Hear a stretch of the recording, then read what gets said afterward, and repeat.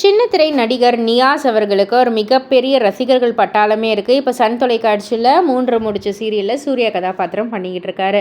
இவர் வந்துட்டு இப்போது ஒரு BMW கார் வாங்கியிருக்காரு. அதை வந்து ரொம்பவே ஒரு ஹாப்பி மொமெண்ட்டாக, ப்ரவுட் மொமெண்ட்டாக அவருடைய சோஷியல் மீடியா பக்கத்தில் வந்து வீடியோவாக போஸ்ட் பண்ணியிருக்காங்க. அதாவது அது வந்து அவருடைய சிறு வயது கனவு அப்படின்ற மாதிரி வந்து சொல்லியிருக்காங்க.